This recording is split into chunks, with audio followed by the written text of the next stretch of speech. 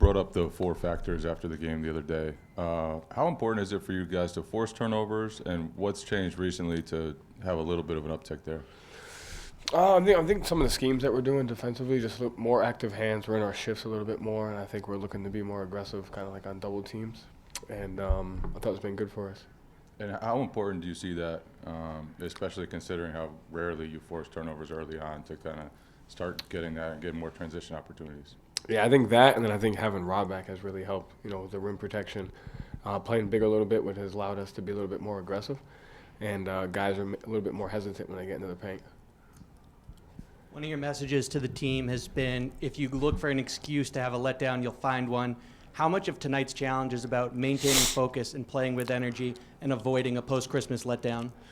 Yeah, I mean, that's definitely important. But, we've been through a decent amount this year, so I think it's more about just focusing on, you mentioned the four factors. I think it's something that we've gotten really good at over the last 3 or 4 games, and we got to continue to get better at that. So really trying to hammer it home that way. Joe, what will the process be like as you eventually presumably work Rob back into the starting lineup? Are we going to do that? As I said, presumably. If he's going to come off the bench all year, then... Yeah. No, I mean, I think it depends on what's best for our team at the time, what's best for him. We've fluctuated the starting lineup a little bit, throughout the year, which I think has given us some flexibility, but we found some consistency in what we have now, and I think it's just a matter of if it makes sense, we'll do it, and if it doesn't, we won't. Is it so it doesn't have necessarily anything to do with his ramp up or? No, it's got nothing to do with him. I think it's more what's best, for the team and kind of where we're at, and does it make sense?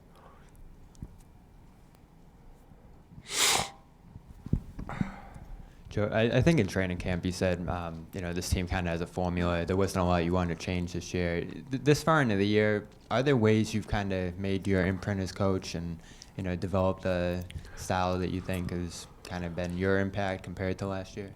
I don't know. I have no idea. I think we're doing some good things on the offensive end, and I think we've maintained our defensive consistency.